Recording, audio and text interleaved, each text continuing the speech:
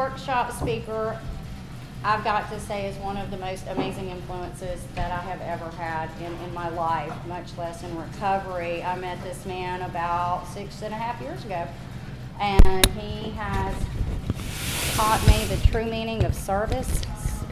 He is definitely a spiritual being, part of my process, and I love the fact that we're growing up in recovery together. It's such a beautiful thing to have him in my life as well as in our Narcotics Anonymous family.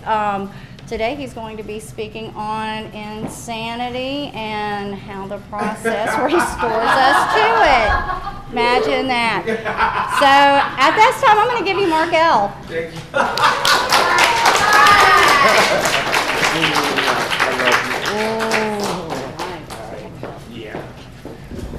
Hello, my name is Mark and I'm an addict. Hey, Mark. All right, first I'm going to take a moment of silence to invite my higher power in.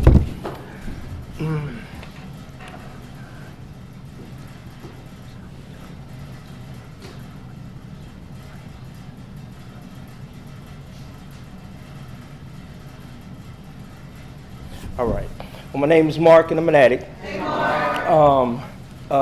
It's funny, first I want to thank the committee for inviting me to speak at my convention. Like, this is literally my convention, and like I got clean in the area, and like I've watched so many people come and speak, like Cheryl, and the crying and the laughing, and I've heard so many people get up here and speak, and to have the opportunity to speak at my own convention is it's a blessing, it's an honor, and it's funny how the topic, like when I used to be the H&I chair, and when I would pick people to speak, I would pick people that was going through some stuff, because I know that they would come to the treatment center and they would just give everything that they had to the clients or to the people that were speaking, to the people that they were speaking to.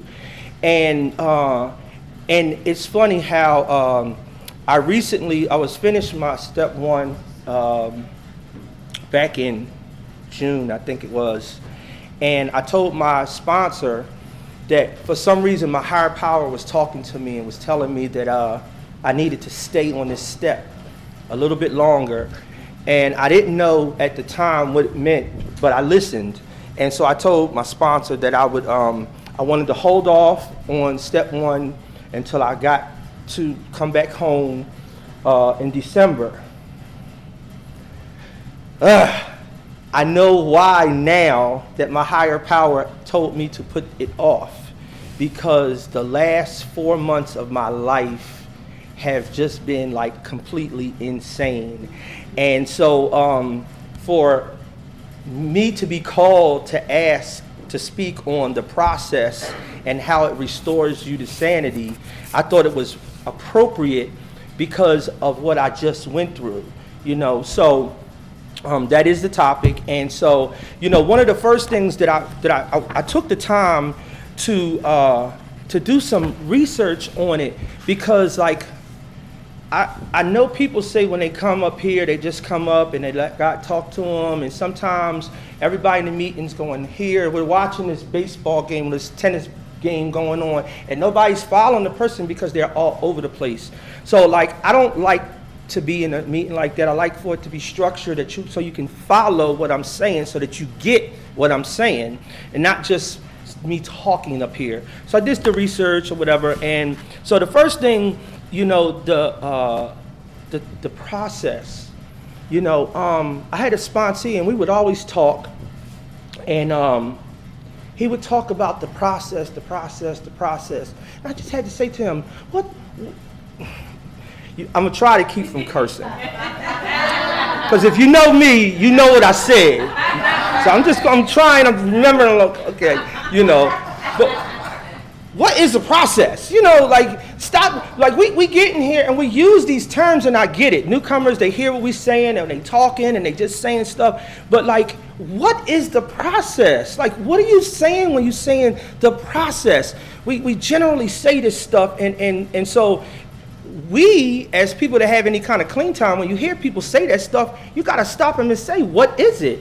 Make sure that they know what they're saying, because they could be getting a new sponsee, or they could be talking this stuff to somebody else that have no damn idea what they talking about. So it's up to us to ask them, what is the process? Like, what are you talking about?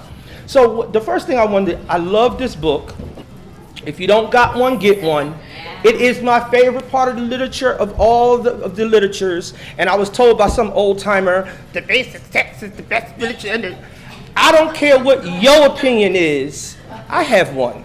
My opinion is this is the best book Narcotics Anonymous has written so far. My opinion. So out of the Living Clean, the journey continues. The keys to freedom.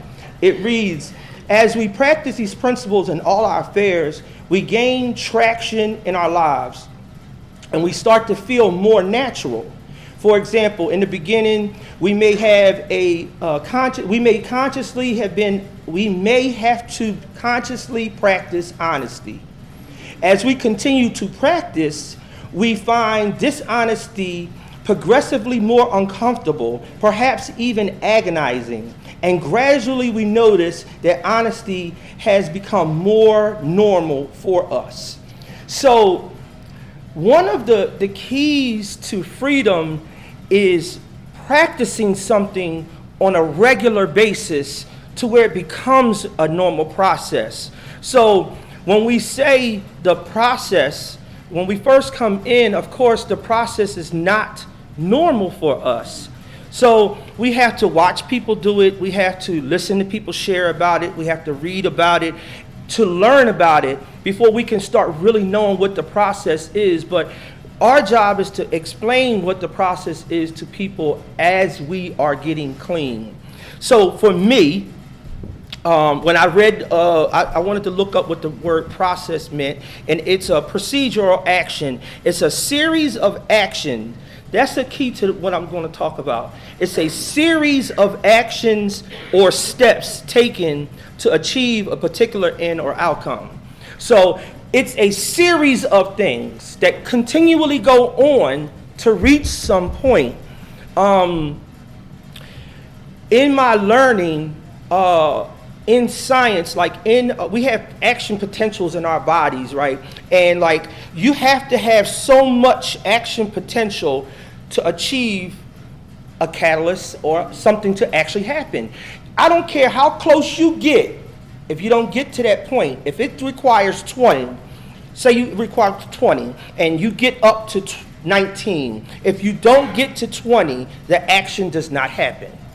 So a lot of times we have to understand, just because you're doing something, it requires a certain level of it for an action to happen, okay? So what I started thinking about, okay, in the beginning, for me, the first thing was I had to stop using.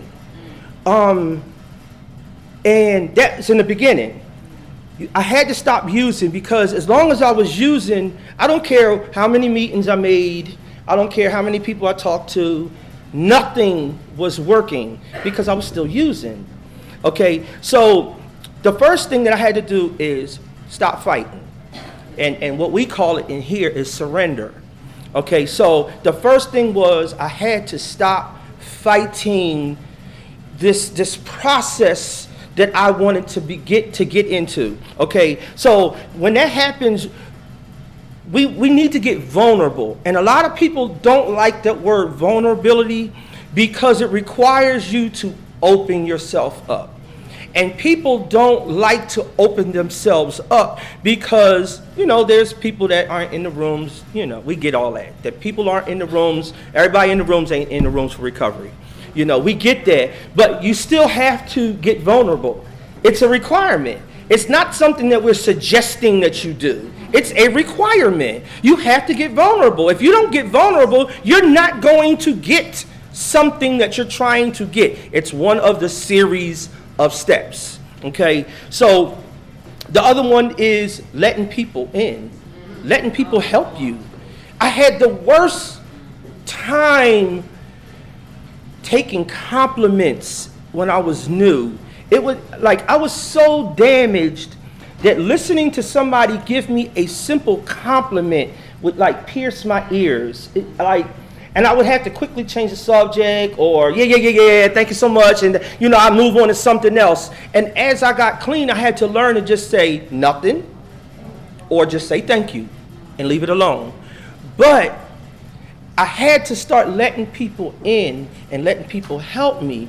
That's another part of the process. This is a we program. We hear that on a constant basis. We start with I and we end with we, and we get all that. But this is a we program, so you have to let people help us. And this is even before the process begins, or it's in the midst of the process. Like, these are the things that have to happen. So we have to make a conscious decision.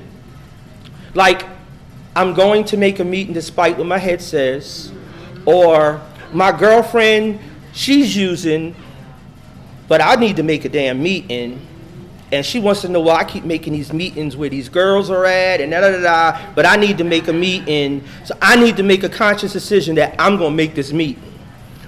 My parents don't understand, my job don't understand, everybody don't understand, but you have to make a conscious decision to need this process. So we hadn't even got to the process. These are things you got to know. Face secrets. Because if you're going to grow in this program, you're going to have to, like, I call it the throw up process. You stick your finger in your mouth and you throw up. And you and your sponsor sift through the throw up, get out what's necessary, and wipe everything away and get what you need. That's how this is. It's nasty, it's gory, throw up.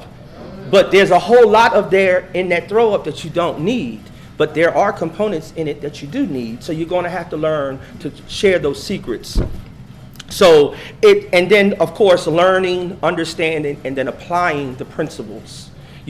So that all, it comes into this whole process. But for me, the process is sponsorship. Like I call it the stamp. Like when my sponsors are talking, we call it the stamp because I talk about these things so much that we don't have to keep saying them over and over and over and over and over again. When I say the stamp, we automatically know what that means. Sponsorship, step work, and traditions, because wherever it's at, we got a traditions book. If you ain't working traditions, you ain't got no excuse now.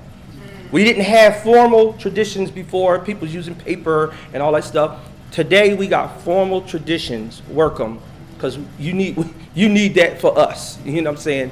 So, attending meetings, sharing in meetings.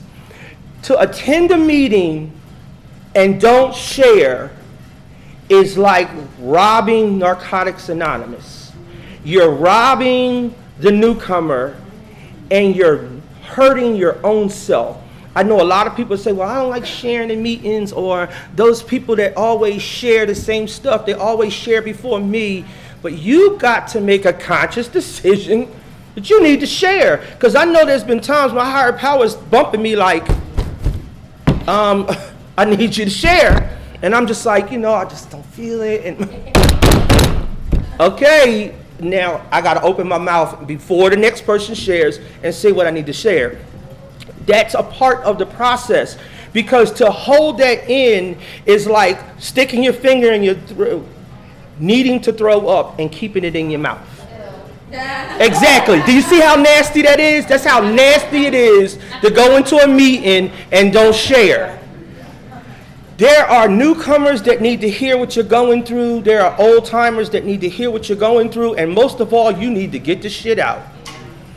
So there's a lot of reasons why sharing is a part of the process. It's because we need it. It is one of the series of steps that is required to get to sanity. And we'll talk about the whole sanity. I'll deal with that in a minute.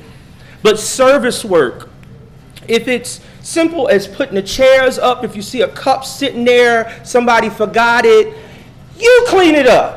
It shouldn't have to be a home group member or whoever chaired the meeting. If you saw it, you pick it up. If you see a cigarette butt that's sitting there, put it in the butt can. You know what I'm saying? Like, just little things like that. It's service. Like, so you don't have to take on, because I know people say, well, I don't do service, and they act like this at area, you know what I'm saying? But you know what? Area affords you the freedoms.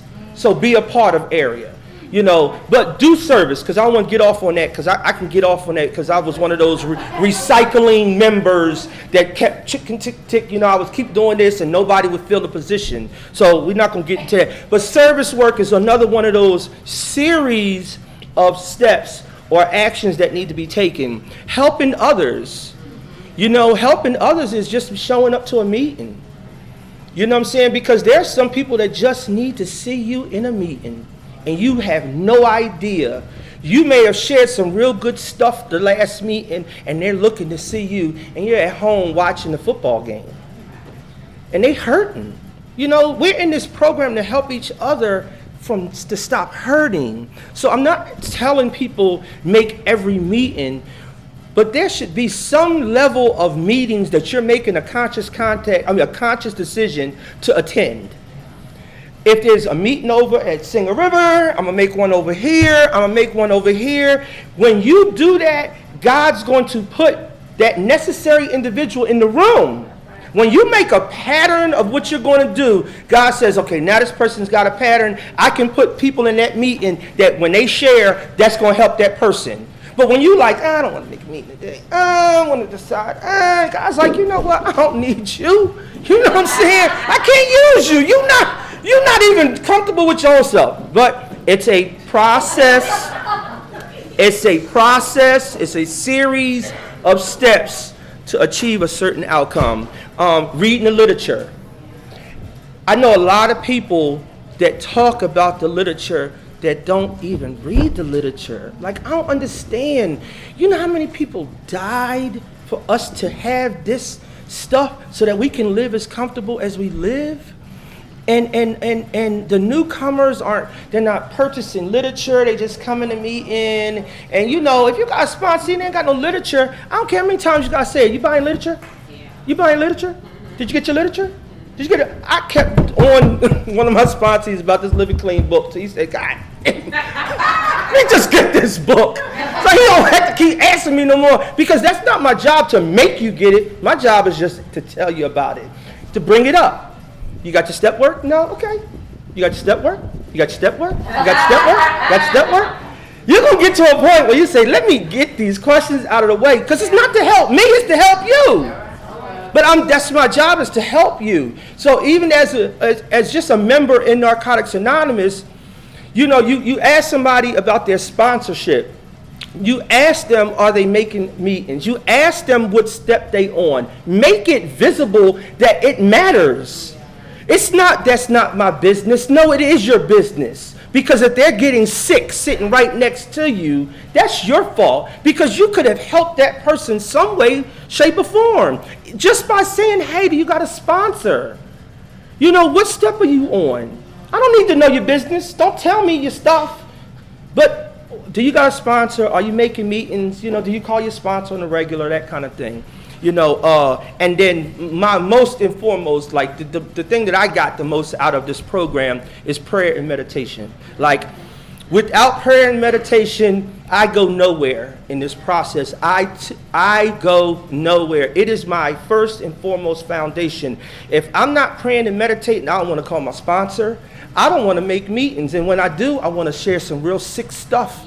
You know what I'm saying? Like, so to me, prayer and meditation is the first of all of those things. And like, we don't talk about it enough. Like, we talked about step work, but we rarely talked about traditions. We talk about prayer all day long, but we don't talk about meditation.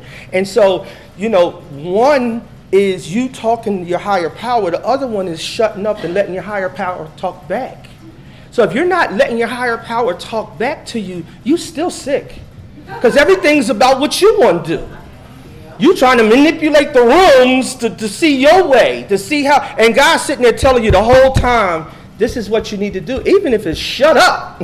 You know what I'm saying? It could be simple as shut up. Don't share for the next 8 meetings. And you won't hear that because you don't meditate enough to hear what your higher power has to say for you. So the process to me is sponsorship, step work and traditions, meetings, sharing in meetings, service work, helping others, reading literature, prayer, and meditation. Now, that's the process. Now, of course, all of those things aren't going to be done for some. Some people do all of those things because that's what they require. That's what they want. They yearn. Like, I'm one of those people. I yearn to do everything that Narcotics Anonymous tells me to do. And I yearn for it because I know it makes my life so much better. It makes me a sane person. It makes my life so harmonious. It makes me want to love and hug and, laugh and all that stuff. Some people don't have a higher power, and we get that. And, when they new, they don't read the literature. But the whole point is the process, a series of steps and actions. So that means if you're not doing it now, maybe next year you will be doing it. If you're still doing the same shit you was doing last year, you ain't in the process. You have stopped the process. The series of things are not continually going because they have to continue to go. You can't just say, well, I prayed once, I meditated once, I read the literature once, and I did my step work. I'm good. No, you still sick. And the second part of that is the sanity part. Okay? And for me, the first definition kind of like a little bit because I understand what it meant, but then again, being in the rooms is kind of like a little bit too broad for me. Sanity is the ability to think and behave in a normal, that's what, it's like, I said, I'm going to say it, normal and rational manner. But the second meaning was the one that hit home for me. It was being in touch with or facing reality. Now that one, I was like, that's it. But I had to say them both because one might not match for some and one might match for some others. So I had to say them both because normal can be different for a lot of people. If I have a mental disorder, normal is not what normal would be for somebody that doesn't have a mental disorder. Or if I have diabetes, or if I have high blood, normal is not always the same for each person. So to me, it has to be the second one, and I understood what it was saying, the thinking and behaving I liked. But it was staying in touch with reality. And I know it steps on people's toes when we talk about gambling, but I step on toes because I don't care. I'm not here to concern myself with your toes. I'm here to concern myself with your life. If you got the disease of addiction and you out gambling, the touch of reality ain't there. You got a disease that says gambling is a disease. And you want to play with the disease of addiction? Like one beer or one smoke of a joint or one little hit, that's going to do me okay. Some sick shit. Okay, so we have to learn what the meaning of in touch with reality means because it means different for different people, once again. So somebody that has a mental disorder that has to take meds, their sanity is taking their meds. We see what they look like when they don't take their meds. Well, when you start gambling, we see what the disease look like. Because you start manipulating bills and you start lying about where you've been. You know what I'm saying? Somebody call you and you ding, ding, ding, ding, ding, ding, ding. I ain't answering that shit. You know what I'm saying? Like, you start not answering the phone. We know what disease looks like with newcomers when you know they going through something and they don't answer the phone. You like, yeah, but you know what's going to happen soon. We know what it looks like. So we all know what disease looks like. But sanity and normal is different for everybody, but we all know what insanity look like. We can identify that real quick. When somebody's sharing in the meeting for 15 minutes, when was the last time you made a meeting? Are you talking to your sponsor? Holding this hostage here, you know what I'm saying? And then the people, it's 8 o'clock and somebody's sharing real good, and they're like, if it's that bad, leave. Don't disrupt the meet because you want to leave. tap somebody, love you, and get the hell out. Yeah. Oh God.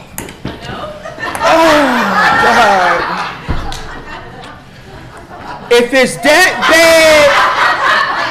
bad, leave the meeting, because people are really here for recovery.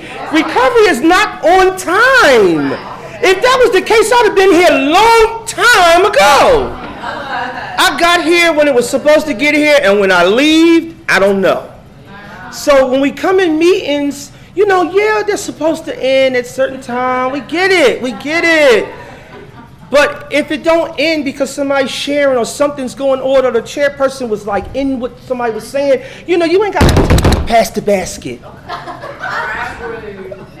on, like, but this, I hate to say it, if that's you, not normal. I'm just saying, a little on the insanity side, you know what I'm saying? Somewhere the process has been discontinued. So when you look at somebody like that, it's like, man, like what's going on? Like step work, I start going, okay, is it the step work? Is it the sponsorship? Is the prayer and meditation? They didn't share. When they did share, they shared some sick shit. So like the process is discontinued. So this particular topic is about the process and how it restores us to sanity. We all are going to do some sick stuff. We all are going to discontinue. I don't care how many years you got clean. I don't care how many days you got. We're all going to experience a break in our process. But the program, the process is there to help you get back on track. So, numbing feelings with food, gossip, that man or that woman, or that particular man or woman, you know, anger, self-pity, denial, mental, physical, emotional, spiritual sickness, loss of hope, avoid, like a loss of a job or, you know, a loved one or something, or your expectations not being met. Those things are things that kind of happen to stop the process. But we as a unit are supposed to be there to say, hey, you haven't worked your steps in a while. Are you okay? That's the part where you reach out to somebody. And I don't know what it was. I just felt like this big cry come on. Like, I'm like, whoa. Like, but that's the part of the process where we're supposed to be. If you're in the process, you should be able to identify somebody that's not in the process and you help them. You don't sit back. You see what she wearing today? Tell her to close her shit up. You know what I'm saying? Like, if you see she like losing it, like she like wanting to just touch everybody, you know she going through something. Same thing with him. If he going from this one in the rooms to that one in the rooms to that one in the rooms, at some point we as a unit are supposed to say, because hopefully we're working the process, because you know if we sick and we ain't working the process, kind of hard to tell somebody else. I wanted to pick a sponsor one time, and the sponsor that I was looking at was like 13 stepping. And I said, what the hell I want that motherfucker for? Because if I start getting into that sick behavior, he not going to check me because he already doing it. He not going to check me. I need somebody that's in the process, that's going to check me when I'm in sickness, when I'm insanity, when I'm sitting in some insanity and I'm not living right. I need somebody to check me. That's what I want a sponsor for. I don't need you to be my buddy. I got network to do that. You know, I got people that's normal that can, you know, if I want to go hang out and say some sick stuff, they're like, yeah, you crazy. You know what I'm saying? I come in here and I start acting like that. I need y'all to say, Mark, that's not acceptable. There has been things that I have said and done in these rooms that people said, hey man, that's not acceptable. And I hurt. But I don't care that I got hurt. I was glad I got hurt because it made me check my behavior. It made me say, I'm using the literature and the words, I love you, and the hugs, those extra hugs, you know what I'm saying? You're trying to use that. When you knew you sick, and you using the literature to try and get somebody, it's up to us to say to each other, and I don't care how good of friends we are, it is up to me to tell you. I don't have to always say, I'm going to tell your sponsor. My sponsor is not the person that's supposed to be checking me. All of y'all are supposed to be checking me. When I'm not right, I expect everybody, I don't care if you know me or not, if something sat wrong with you that I did, I'm expecting you because I'm sick. I don't see it. I'm denial. I'm spiritually bankrupt. I don't know what I am at the time. But I need you to say, hey, listen. And then I can sit back and go, whoa, let me call my sponsor. And because anything that I go through emotionally, like if I'm on an even keel, if I go too high or too low, I call my sponsor immediately because I don't know what's going on. And a lot of times when I share with my sponsor, I hear the problem. He don't have to say nothing. My sponsor is like even keel. His voice is like, hey, Mark. And I could be like, hey, Mark. And I'm like, it's like just hearing his voice settles me. So when I'm sitting, I'm talking, and he's like, well, you already sound like you know what the problem is. And I'm like, yeah, I kind of see that now.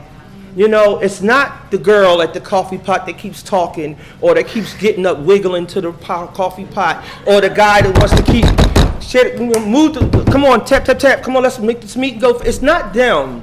When that starts to get on my nerves, it's me. And that's what my higher power is trying to show me. But when I don't even want to see me, I need y'all to show me. I told my sponsees, you constantly have to have a mirror up. And the mirror is constantly on you. He said, well, what if somebody is in my mirror? I said, then you ain't got the damn mirror close enough. If somebody in your mirror, you either got it tilted the wrong way or got it too far back because you can see people back here. Bring the mirror close. It's always about you. Always about you. I don't care what the situation is, you got a part in it. That's what I was taught in these rooms. My first thing is to check me. What part do I got to play? So the process is real important for me. The process showed me, Mark, you're the problem first. Share it with your sponsor. If that's not the issue, if you see something that needs to be worked on, work on it. But it may be that other person. Then what do? My ultimate weapon is praying for another person. Because I can't make you share right. I can't make you walk right. I can't make you do anything. But I can pray to hell for you. When you acting out and you doing something sick and you don't want to hear it, prayer is my ultimate weapon. Like all I got to do is sit back. But we don't care enough about each other to pray for one another. Because I'm going to throw the question out there. Who don't you like that you prayed for? That's your question. I'm just throwing it out there. Because if you don't like somebody and you haven't prayed for that person, you sick. You still the problem. Because we have to learn to love each other beyond. And that's what the process and restoring me to sanity. This is the whole sentence. It's one sentence, but it's a whole lot in that sentence. It's a whole lot of information. And we have to look and see what we're not doing in the process before we start talking about people or saying, oh, he's did this to me and did that to me. We always got a part to play in it. Always. Let's start looking at our part first. That's the process. Process start with you first. And then look at others and see how you can help somebody else. So, along this thing, I did realize that, the one thing, because like what I did was I read the back of the book, the stories, and they told me how to lump up the process. So we think that the stories in the back of the book are just filler. They are not filler. They are there for you to identify with something. Me and my sponsees, we kind of like pick a story and dig it. I mean, dissect it. Because we in that story, whether we think, oh, becoming whole, oh, that ain't me. No, read that story and find out the first sentence might be you, the last sentence might be you. But that's a part of the process. When one of us is starting to get a little sick, the first thing we do is go right to living clean. First thing we do, identify what's going on, find out which one of these stories in here, one of these chapters is talking about that thing, and we read it and we dissect it. Dissect it. That's how you gotta, it's a process. If you're going through something and you just coming into a meeting and sharing about it, it's not enough. It's a series of steps and actions for us to get to that outcome. If you want to feel better about yourself, putting on some tight-ass jeans is not it. It may help. It may help. You may get some compliments, but it's a series of steps and actions. Might be a little makeup on the lips. I don't know. Might be a haircut, But the outside and the inside got to kind of match. You know what I'm saying? It's when we start doing the trash can painting. You know what I'm saying? Trying to make trash can, and then you lift the lid up and smell like, yeah. Oh my, yeah. So that's what happens a lot of times in recovery. We don't want the people in the rooms to know what we're going through, so we kind of paint up the outside. And they say, oh, you're doing so good, and everything is going so well, and the whole time you just want to scream. So I'm going to tell the story about what just happened to me recently.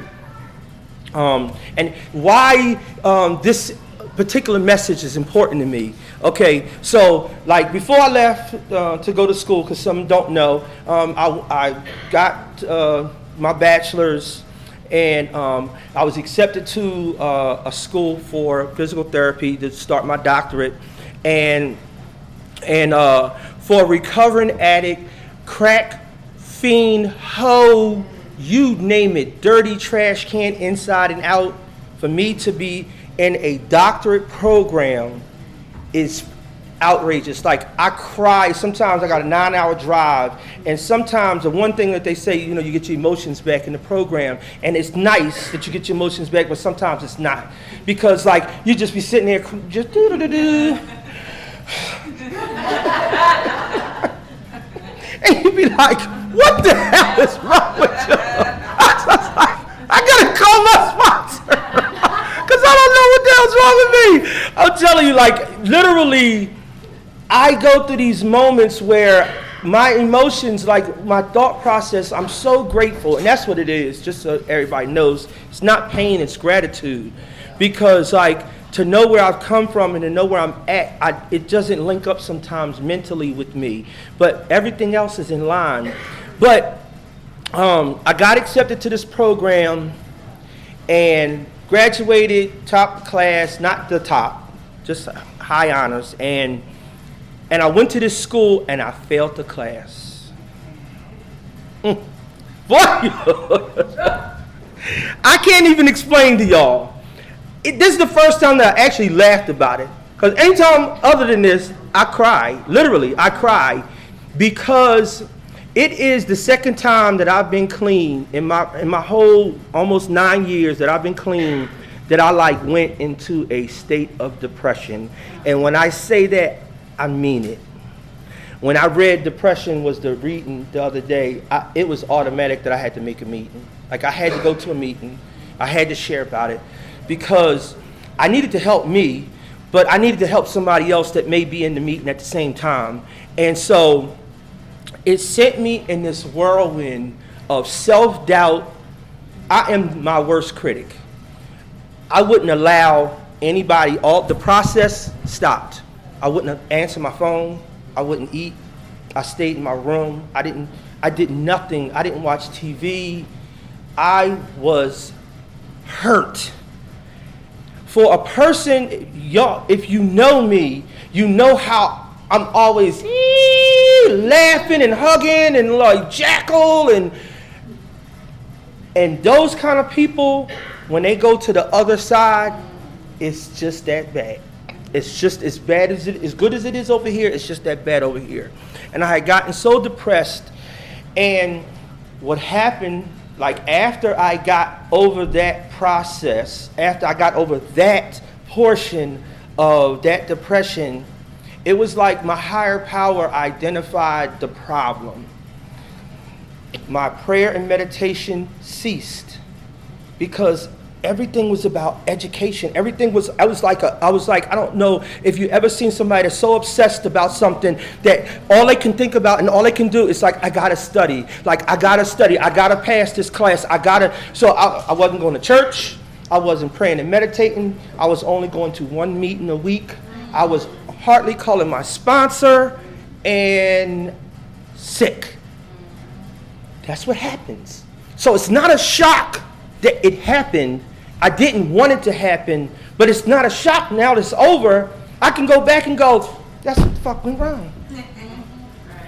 When you stop talking to your sponsor, wrong. Step work, wrong. Prayer and meditation, wrong. It just, everything that I did was wrong, and I put education before it. And that's what happened. That's what happened.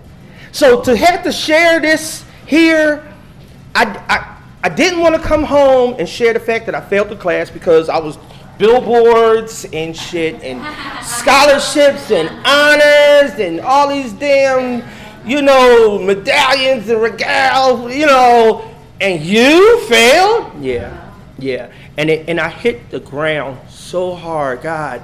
And it wasn't the fact that was it. It was the fact that I put the process down. So that's why it's so important to understand the process. I don't care if you got an illness going on. You have to continue the process. I don't care what's going on, the breakup, a death. When Melanie came in and picked up a 5-year medallion when her son died that day, that shit was powerful for me. I will never forget that shit. Oh, man, I will never forget that happening. When Lisa C. had an accident, hurt from head to toe, baby walked in a meeting. Those are things that you never forget. Throughout your whole recovery process, those monumental things that have happened, and you were there in a meeting, because you have to be in the meeting to see that shit happen. Because if you ain't at the meeting, you didn't see it, so you don't have it to identify.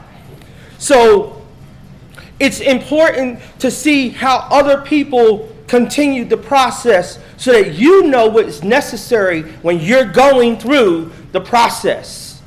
You have to know the disease is going to talk.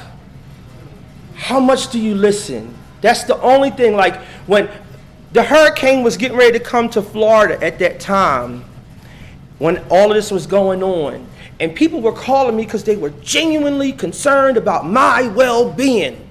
You know what I was saying? Them motherfuckers want to help me out of my shit. And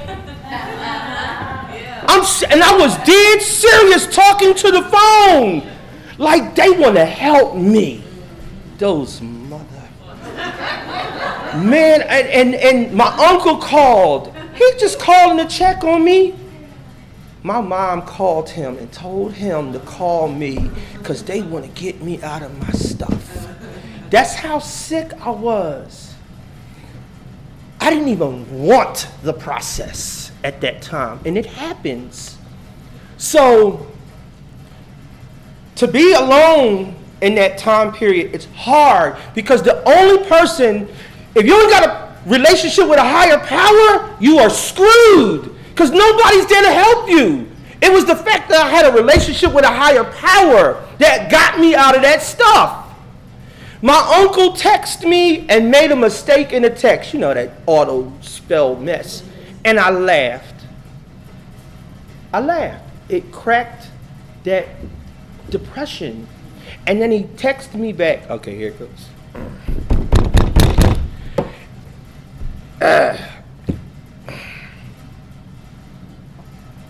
And then he texts me back to explain the text.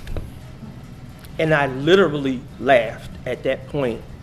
And that was what made me call my uncle, and he helped me out of my shit. But it was because I had a relationship with a higher power. My higher power knew exactly what to do to help me out of that shit. Because I was not going back to school. Fuck school. Yeah.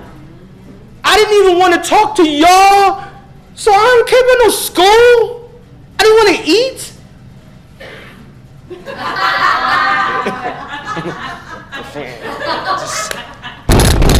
When you don't want to eat, something wrong. So, but I remember that, and I thank my higher power every day because of it. Because had I stopped going to school, everything would have blew up in my face. Everything. And God knew the timing and everything. So if you don't have a higher power, I'm not going to say, good. No, I'm going to say try. Yeah. It's a necessity because y'all are always not going to be available for me. Okay. I'm in Florida, living in a room by myself. Who the hell would help me in that situation but my higher power? So the program gave me that relationship, and I honor it today. So now, every day is prayer and meditation. Every day is read some literature. Every day I call somebody, I put something into this shit every day. Because see, when you get to that point and you realize how close it was, when I tell you felt like I was using, I felt literally like I was using. My brain, my actions, everything, insanity. Everything was messed up. But that's what happens when we put the process down. So it's very important. So I'm going to read this last part before I end. It's in the basic text to that person that, So I thought that person might be in the meeting. So I said, I better read something out of it. Don't want to say something about living clean and not the basic text. So, but it's on page 360. And the story, wow, is it worth it? So it says sponsorship, but what I did was I put in there the process. But it says the process has taught me to commit to the steps and to trust the process. Working the steps helps me to discover a person who I don't want to be any longer, or to develop a vision of the person who I aspire to be. Today, I really believe that God wants me to stay clean and to be happy, to give and receive love, to live in the here and now, accepting life on life's terms, and to change my old ways of reacting when things don't turn out as I hoped. I have developed a relationship with a higher power which has opened up my mind so that I can better relate to myself and others. I am learning to forgive others and to forgive myself. That is huge for me. I experience the miracle every day. I stay clean. And when I do what I have to do with joy, I do what I have to do with joy. I don't have to look for happiness anymore. If I follow this path, my life is destined to be more serene and happy. Thank y'all for letting me be here. Yeah.